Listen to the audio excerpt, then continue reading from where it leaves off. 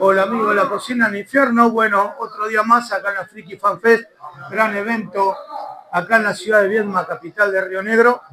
Y estamos con un capo, un gran maestro de dibujo, nuestro Rodolfo Montuberria. Él es el creador de Dibu, ¿qué tal? ¿Cómo les va a todos? ¿Bien? Acá estamos disfrutando con los amigos y colegas, grandes personas. Un evento muy lindo, muy bonito, por primera vez en Viedma.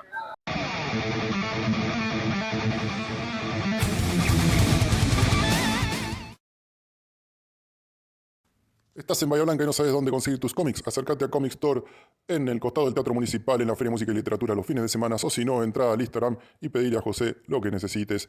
También puede para los que estén fuera de Bahía Blanca y en el resto del país. Vamos con el tema de Dibu porque es tu personaje más preponderante, me imagino. ¿Cómo llega esa propuesta para crear ese personaje?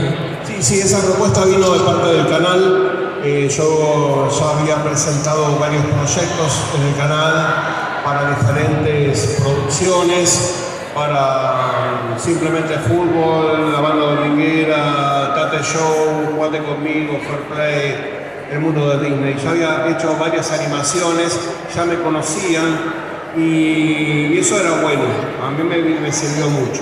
Me pidieron el diseño de un chico travieso, el diseño de un personaje, que sea travieso, que sea como Jaimito, ¿viste? Pero no zarpado, no tenía que ser zarpado, tenía que ser querible.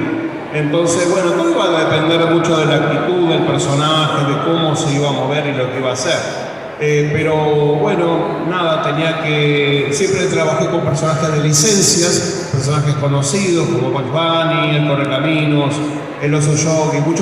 Empecé a trabajar sobre un personaje que tuviera una sonrisa de conejito cuando hiciera alguna cosa brava, la nariz así media paradita, pecas, porque pensé que el pelo de color naranja iba a llamar mucho la atención. Le hice zapatillas grandes, aunque los pies tuviera algo lindo, digamos, que vista bien, que se luzca bien. Así que esa fue más o menos la idea de lo que hice como diseño.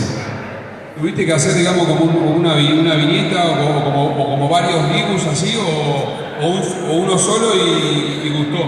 Mirá, les voy a ser honesto, siempre uno entrega 2 o 3 ejemplos para que después el cliente elija. Yo hice uno solo, el que me gustó a mí, para que no haya duda de que tenía que ser eso. O sea, no quise hacer otros diseños más porque si no se alarga mucho. Bueno, acá Rodolfo, como sabrán, hizo 3 temporadas muy famosas, con un rating impresionante. Mi familia es un dibujo, se llamaba el programa.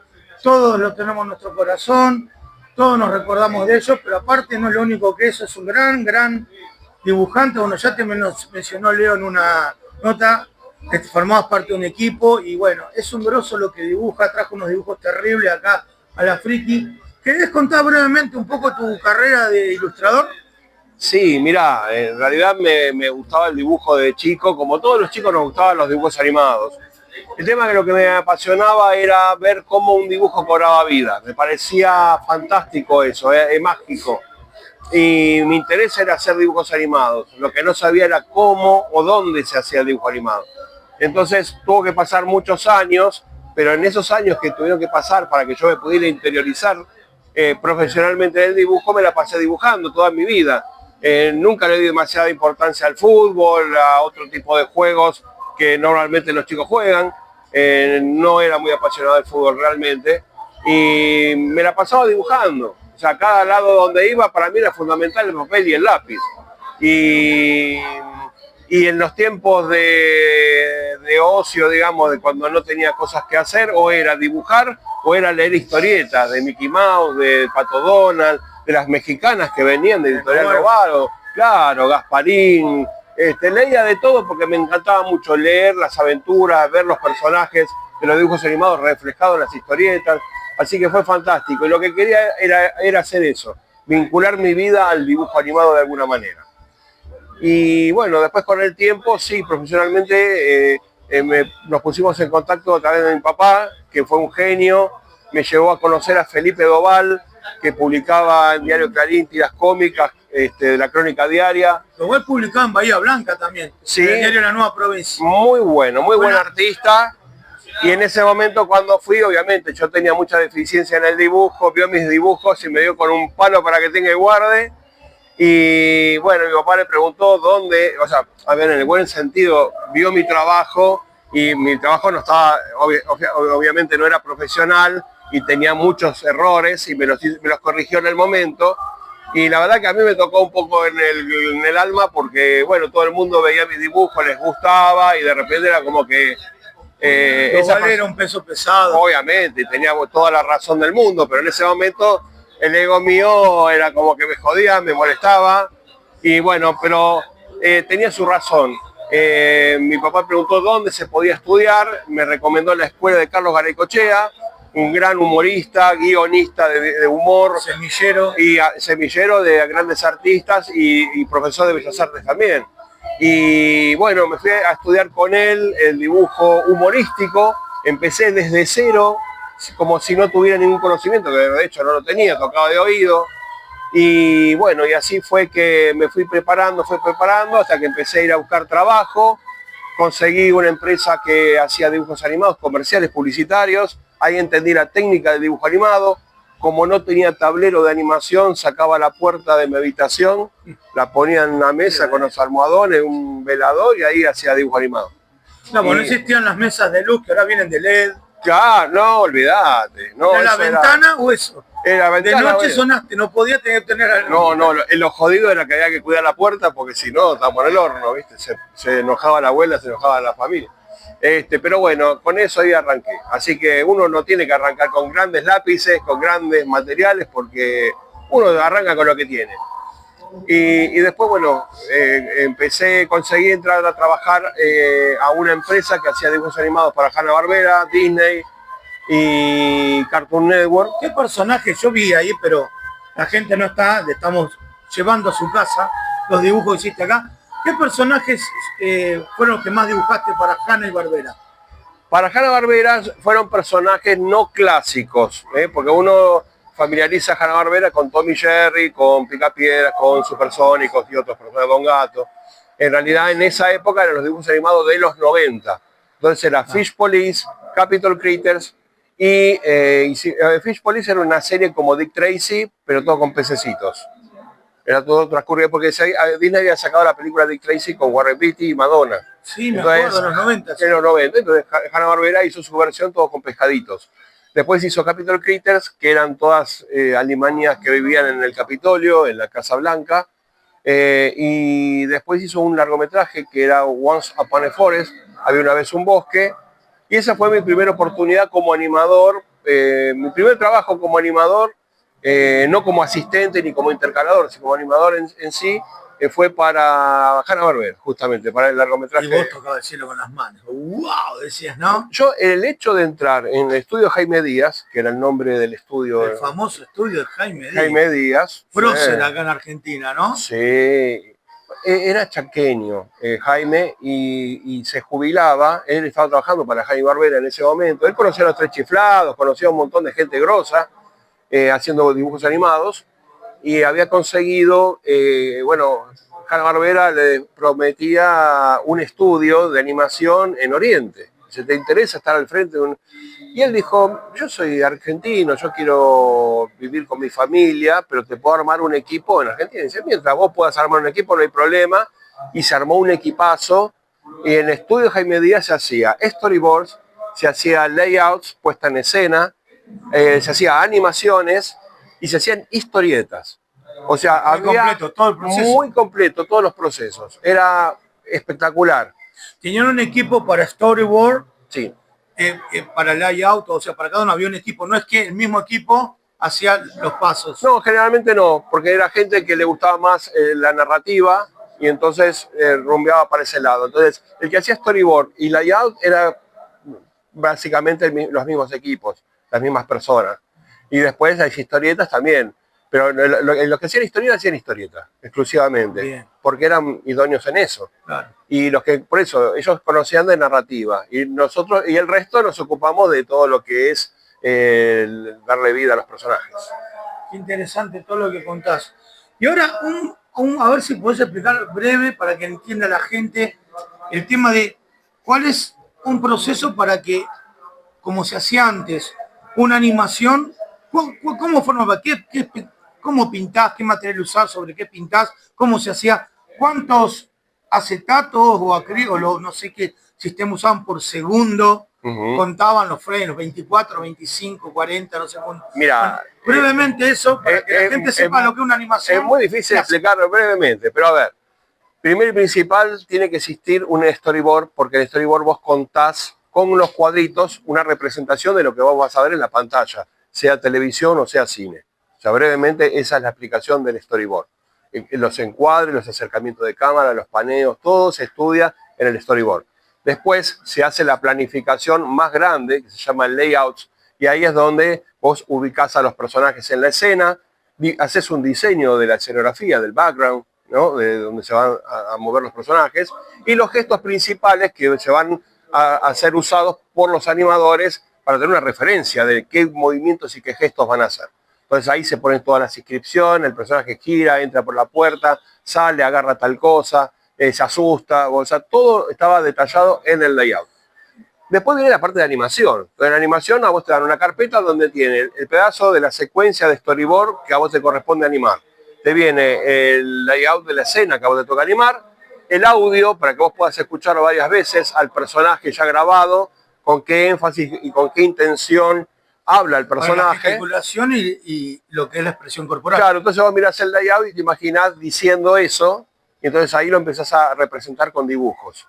Entonces, el audio muchas veces ayuda al animador a interpretar los gestos y las expresiones.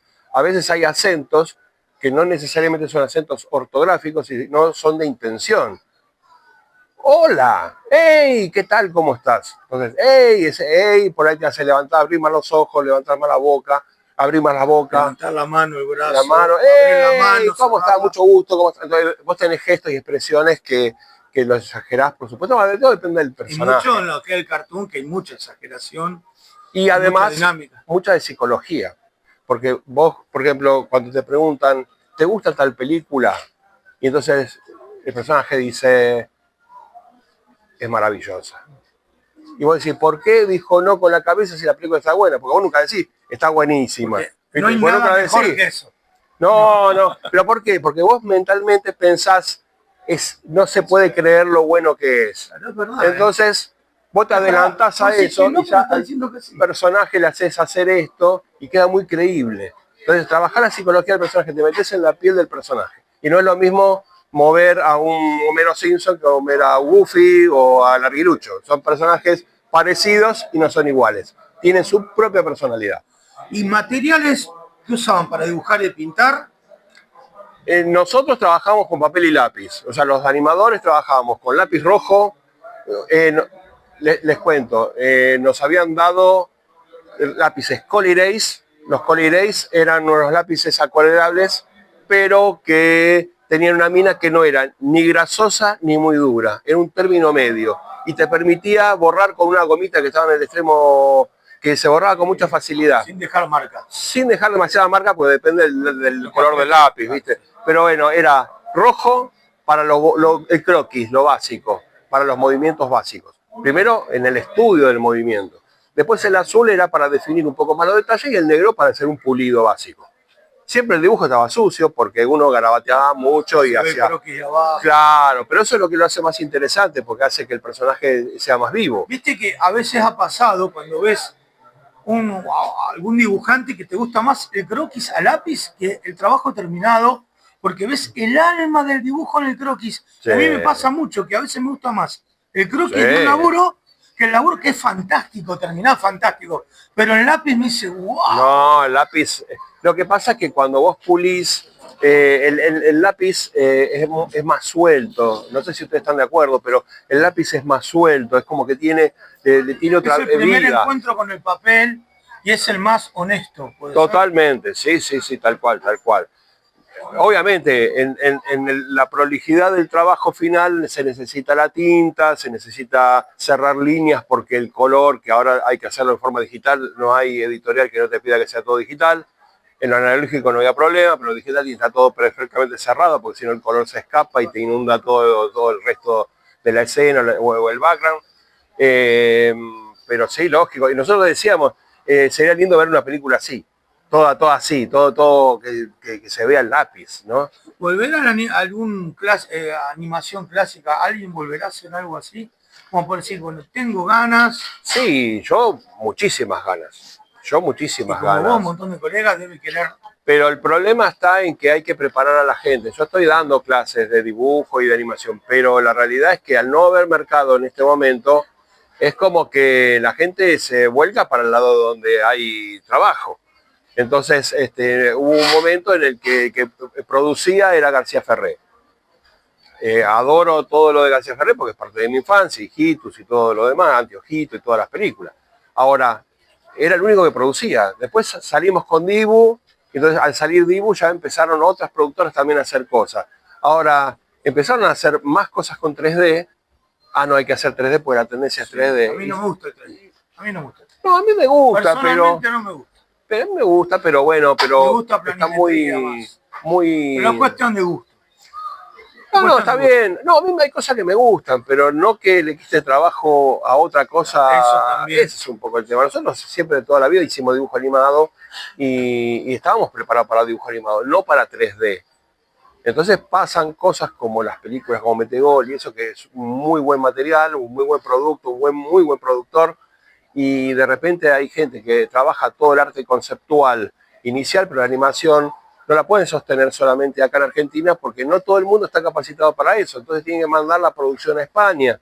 Y ahí, hay animadores de Pixar, de DreamWorks, de Disney. Entonces, la calidad es óptima. El trabajo es impecable. Pero bueno, nosotros acá todavía, hay gente ahora haciendo cosas muy buenas en 3D. Pero no sé si hay como para armar un equipo como para hacer integralmente una película de calidad buena, ¿no? Y aparte falla el presupuesto. Cuando un productor tiene un presupuesto para hacer una película, enseguida quiere recuperar. Claro. Y entonces no puede hacer una película en 3 años de producción, como pasa en Estados Unidos, sí. O salvo que las tengas muy bien posicionadas, como hace Campanella, que de repente ya se prepara todo. Campanella ya tiene una... No, por supuesto, y aparte ya tiene toda América Latina asegurado. Sí, entonces no hay problema, en ese sentido se puede tomar 4 años, pero acá en Argentina olvídate. Hay un presupuesto para una película, va a ser en 1 año que hay que correr, y entonces es la calidad de 1 año. Pero a veces vos ves animaciones que decís, esto se parece más de una serie de televisión que de una película, pero es lo que se puede hacer. No es que falta calidad, falta tiempo. Lo que sabe de Rodolfo es impresionante. Bueno, amigos, nos estamos yendo. Acá Rodolfo, la verdad que yo no conocía tanto de él, fue un gustazo de corazón decirlo como dibujante. Las charlas que estuvo con él, estuvimos hablando de materiales, de cosas, me pasó unos secretitos muy interesantes y me di cuenta que estaba al lado de un grosso, de un grande del dibujo. Lo que sabe es terrible. Y bueno, saben que él está dando clases también. Creo que está exagerando un poco, honestamente hay muy buenos artistas acá de Bahía Blanca, son espectaculares, son todos muy buenas personas. Y perdón que copé mucho la charla y hablé mucho y sonó más a monotemático, pero bueno, me entusiasmo, ¿viste? Eso es lo que nos pasa a los dibujantes. Que tenés muy buena dialéctica y toda la info que pasaste es re interesante. Un grosso, Rodolfo Mutuberri. ¿Saben que le está dando clases? Y tiene un Instagram, que es el Instagram tuyo. Es Rodolfo Mutuberri. Lo mandan mensajes, van a tomar clases con un remaestro que te va a pasar todos los chivos. Así que, bueno, estamos yendo. Gracias, Rodolfo. Gracias tan amena persona y tan capo, la verdad. Gracias. Chau. Nos vemos.